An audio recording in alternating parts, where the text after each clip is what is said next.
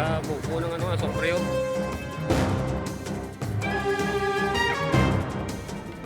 Office of Civil Defense 6 ginatunan nga i-extend pa sa 10 kilometers ang permanent danger zone sang Mount Kanlaon. La Castellana LGU nagpahayag nga hindi na masarangan kung madugangan pa ang evacuees. Ini ang gintutukan ni Eileen Pedreso.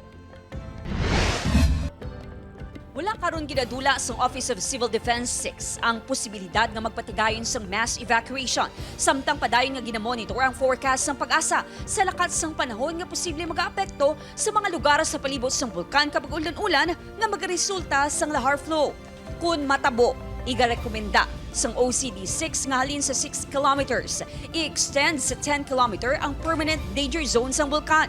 Nagapadayon pa ang konsultasyon sa OCD sa PHIVOLCS kag pag-asa angot sa rekomendasyon.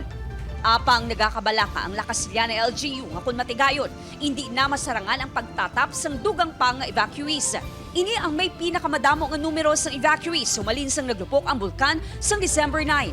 For that, matubog nga sa LGU, si Mayor sa gina. Kung prefer nga mag-aylo kami, kami. Suno sa LGU, may dugang nga siyam ka barangay nga maapektuhan kung palaparon ang permanent danger zone.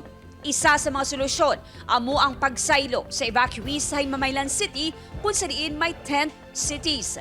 Samtang, bangod sa pag-ulan-ulan, hugot nga ginamonitor ang mga barangay nga yara sa sulod sang lahar hazard zone.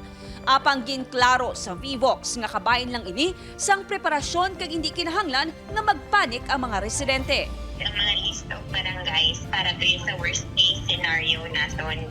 It doesn't mean man niya nga nagpagawa kita sa bago nga map nga amo na to exactly ang pwede matabo.